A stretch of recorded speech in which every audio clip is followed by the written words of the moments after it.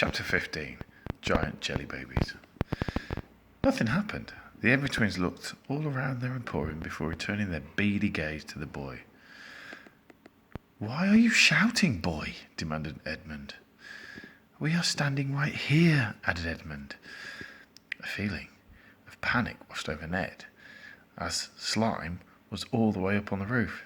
It must not have heard.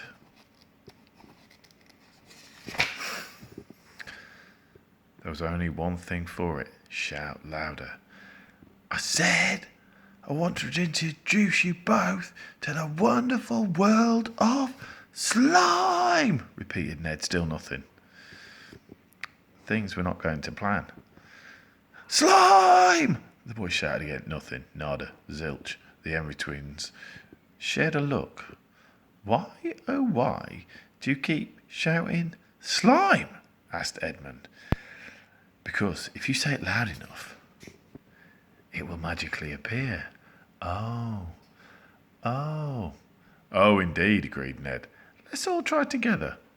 On 3. 1, 2, 3. But before they could shout slime appeared. It was gushing down the chimney and began flowing through the fireplace all over Envy's emporium. Gurgle. "I'm sorry I'm late," Slime called out. "I was on the loo." Ned looked puzzled. He had no idea Slime had to go to the loo. What would it pass? More slime? There wasn't time to think about that, as all at once the shop was awash with slime. Fajurgle. "No!" shouted the pair, and this time it was Ned's turn to do the chuckling. Ha ha ha! The two men were up to their knees in the stuff. Slime whisked the boy up and placed him on the counter. "Out!" bellowed Edmund at the slime. "Shoo!" bawled Edmund. "Begone!" they both screamed. But still the slime was rising in the shop. Bajurgle, Murgle. "Now, Slime," began Ned. "Yes, Ned," replied Slime, as it was now coming up to their necks. "I want you to slime into a dozen little children." "What?" exclaimed the Envies. "Just a dozen, you say?" asked Slime mischievously. "Make it a nice round 100, replied the boy. "No!" cried the pair. There was nothing they could do. In a moment, Slime began breaking up into 100 blobs. These blobs took the shape of children. Soon there was an army of giant jelly babies. "Children!" screamed Edmund. "Children! Children everywhere!" "Now, kids," called out Ned, "help yourself to any toy in the shop." "No!" cried Edmund, but there was no stopping them. The children of every size, shape and colour began taking the toys off the shelves until Envy's emporium was completely bare. The Envy twins tried to stop the children by snatching the toys back, but then another giant jelly baby would come up behind them and give them a good old whack around the head with a toy. Poof! Owie! The biggest of the giant jelly babies ran to the counter. Ned pushed himself onto his shoulders. Squelch. "Time to go," ordered Ned. All the other giant jelly babies charged out behind him, all proudly holding their toys.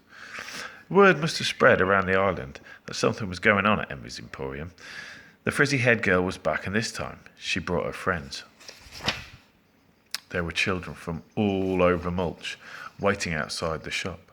The giant jelly babies handed the children a toy each. "Thank you, Ned. You are the best. This is brilliant. Serves the twins right." "Wow, cool," shouted the children as they made off with their loot. Inside the shop, Edmund were broken men. They fell to their knees and howled in despair. "Whoa!" Ned slowly opened the door before shouting through the gap. "Boo! Ah!" The twins screamed. Chapter 16. The perfect shade of green. From high in the sky, the island's park rolled into view. Slime had translimed into a pterodactyl, and the flying reptile that had ruled the skies millions of years ago. Wow.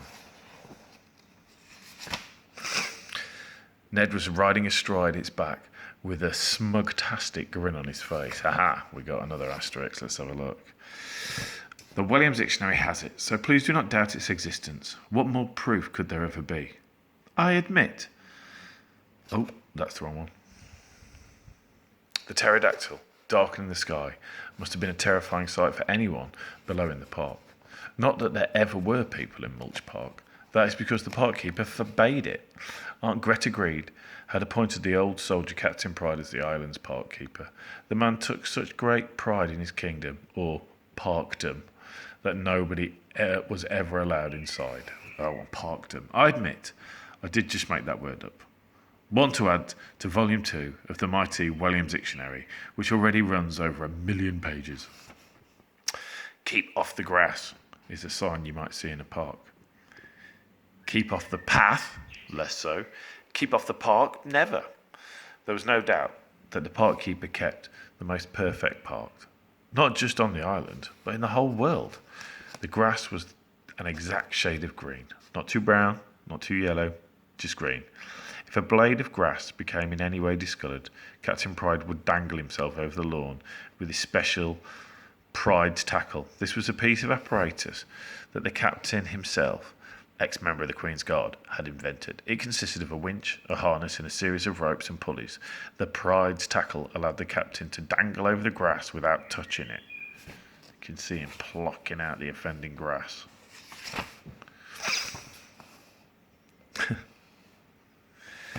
Then he would take out his 24-piece green felt tip pen set with every shade of green imaginable and no other colours. Oh, we got some there.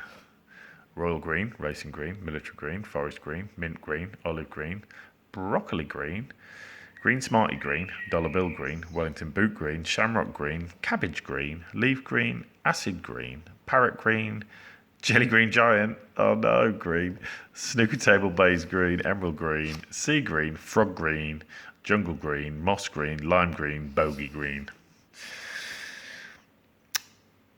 Then, dangling just above the ground, the captain would colour in the discoloured blade of grass so it matched all the others perfectly. The park keeper was doing just that when he heard the flapping of prehistoric wings overhead. Flap, flap, flap. Of all the things the park keeper expected to see that day, a flying reptile was not one of them. In his army years, Captain Pride had witnessed many terrifying things while serving in the jungle. He had woken up to discover a python slowly digesting his right foot as he slept. Ah! Been blasted in the bottom by a bazooka. Boom! Mamma mia!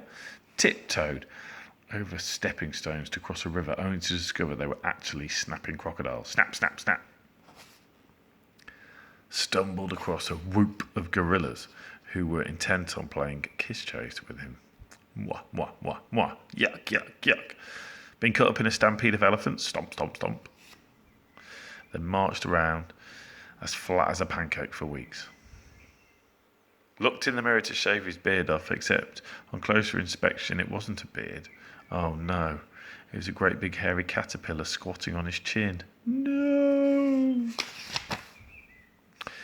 Yanked on what he thought was a toilet chain, only to find out it was in actual fact the tail of a tiger.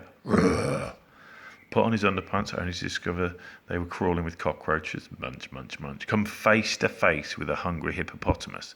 The creature burped with such force it blew him clean over. Burp, thud. And most horrifying of all, opened the door of a wash tent, only to be greeted by the sight of the old major taking a bath. For goodness sake, Captain, knock next time. I'm in the nudie-woody. But Captain Pride had never ever seen a pterodactyl, which was understandable, as they had gone extinct millions of years before, let alone a pterodactyl made of slime with a boy riding on its back. What the blazes? He bawled. In shock, his 24-piece green pen set tumbled to the ground, scatter. As he tried to snatch at his precious pens, he accidentally let go of the lever on the Pride's tackle. Yank. Rope spun through the apparatus. Roll. The next thing he knew, the captain found himself hoisted high in the air by his ankles. Whoosh! There he began swinging to and fro in a manner most unbecoming of a man of military bearing. Swish, swash, swish, swash. His head thumped a tree. Doink! His bottom slapped a rose bush. Rustle! Then horror upon horror. The slime pterodactyl, or slimodactyl, this has the Williams Dictionary seal of approval, set its mighty feet down on the park's lawn, its mighty claws digging into the grass.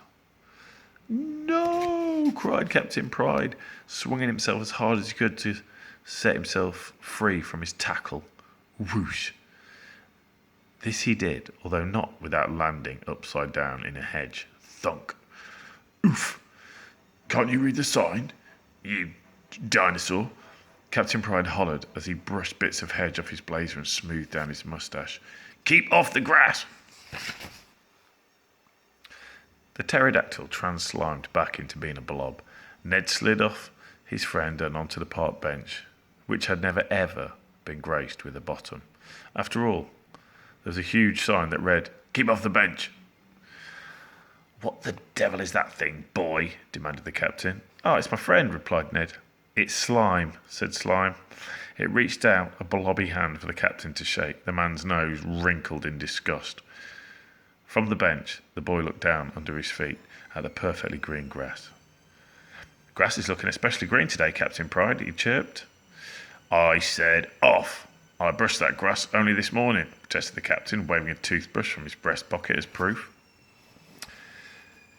You have another sign that says, Keep off the path, remarked Slime. Yes, replied the captain. Well, where can we stand then? Asked Slime. Absolutely anywhere you like, as long as it's outside my park. Now be gone. But the pair were in no mood to go. The two friends shared a smile. The naughtiness was about to begin. And the next chapter is the Book of Park Occurrences, chapter 17, and we'll read that tomorrow.